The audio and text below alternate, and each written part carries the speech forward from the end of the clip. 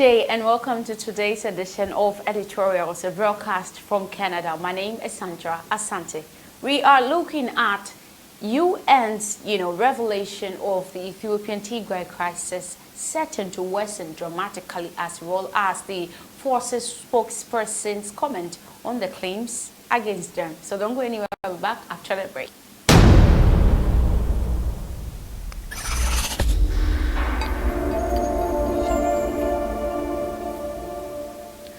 You're welcome back from the break. Thank you so much for staying with me. We will start off with the crisis. 10 months since the start of Ethiopia's Tigray war, the United Nations has warned that the humanitarian situation in the country's northernmost region is set to worsen dramatically. Stocks of relief aid, cash and fuel are running very low or are completely depleted. Food stocks already ran out on 20th of August. Grant Leri, the UN's acting humanitarian coordinator for Ethiopia, said in a statement on Thursday. The region remains under a de facto humanitarian aid blockade, where access to bring life-saving humanitarian relief continues to be extremely restricted. Leri added that, noting that no trucks had been able to enter Tigray since the 22nd of August. Fighting broke out in November 2020 between Ethiopia's federal troops and the forces loyal to the Tigray People's Liberation Front, which controls the region of some 6 million people. Thousands have died and more than 2 million people have been forced to flee their homes.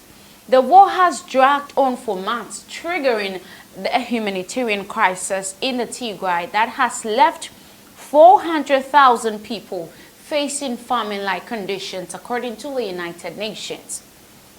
In his statement, Leri said at least 100 trucks of food, non-food items and fuel must enter Tigray on a daily basis to sustain an adequate response.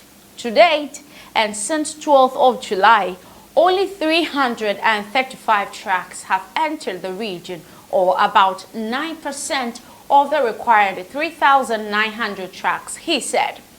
With the inability to bring in sufficient and sustained levels of humanitarian supplies, cash and fuel, the humanitarian situation in the northern of Ethiopia is set to worsen dramatically, particularly in Tigray region. Since the conflict erupted, the Ethiopian authorities and the Tigrayan forces have blamed. Since the conflict erupted, the Ethiopian authorities and the Tigrayan forces have traded blames for the issue, with each side accusing the other of obstructing aid convoys and driving a desperate population into famine. As the forces have pushed into the neighboring Amara and Afar regions, the situation there has now also worsened, with 1.7 million people on the brink of famine. That is what the coordinator Leri is claiming. But the lives of millions of civilians depend on our capacity to reach them with food, nutritional supplies, medicine, and other critical assistance. We need to reach them immediately and without obstruction to avert famine and significant levels of mortality. Now let's look at the claiming of the stealing aid. The Ethiopian troops and the Tigrayan forces alike have also been accused of looting aid. The U.S. aid agency this week calling the alleged theft a great concern for humanitarians. Throughout about 9 months of conflict, all of the warring parties have been stealing aid.